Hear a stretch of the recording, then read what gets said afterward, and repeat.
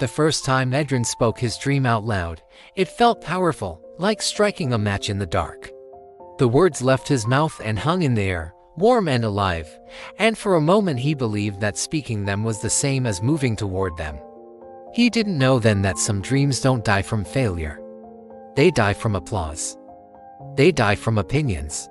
They die from being spoken too early, too often, to the wrong ears. Edrin grew up in a place where everyone talked about what they would do one day. One day I'll leave. One day I'll build something big. One day I'll be more than this. The air was thick with plans and thin with action. Still, Edrin was different. His dream wasn't loud. It didn't demand attention. It whispered to him late at night when the world was quiet. He wanted to build something meaningful with his hands, something that would last longer than his own name. He didn't yet know what it would look like, only how it would feel. Solid, honest, real.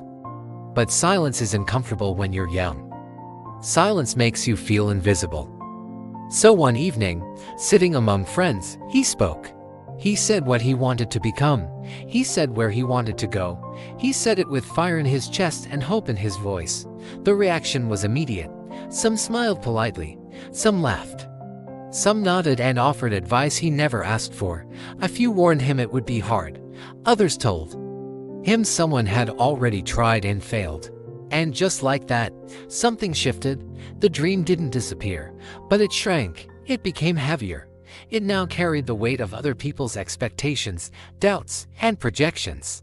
From that day on, Edrin talked more and did less. Each time he spoke about his dream, his mind felt a strange satisfaction, as if he had already made progress just by explaining it. The brain can be fooled like that. Words can feel like movement, praise can feel like achievement, and criticism can feel like a verdict. Slowly, without noticing, Edrin began confusing expression with execution. He was busy explaining the future instead of building it. Weeks turned into months. Months turned into years.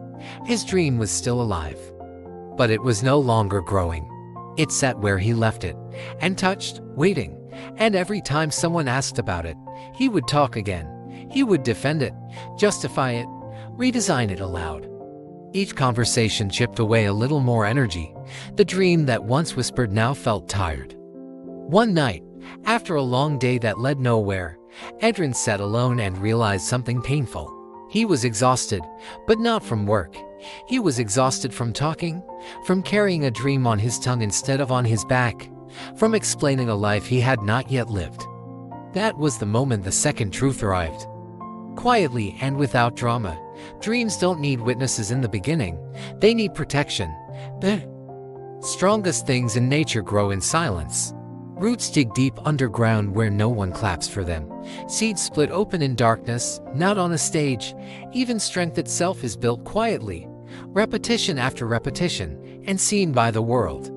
Edrin understood then that his dream didn't need validation. It needed discipline. It didn't need encouragement. It needed time. So he stopped talking. At first, it felt wrong. People noticed. They asked questions. They assumed he had given up. Some felt relieved. Some felt superior. He let them think whatever they wanted. Every time he resisted the urge to explain himself, something inside him hardened in a good way. His energy stopped leaking. His focus sharpened. The silence became a container, holding his dream steady while he worked. Without announcing anything, Edrin began to show up differently. He woke earlier. He learned instead of arguing. He practiced instead of posting. He failed privately and adjusted quietly. There was no applause, no comments, no reassurance, just progress. Slow and invisible, the silence removed pressure. No one was watching, so there was nothing to perform. He could be bad at first. He could learn without shame. This is the part most people never experience, because they quit silence too soon. Silence is uncomfortable before it becomes powerful. In silence, doubts get louder before they disappear. In silence, excuses have nowhere to hide. In silence, you meet yourself without filters.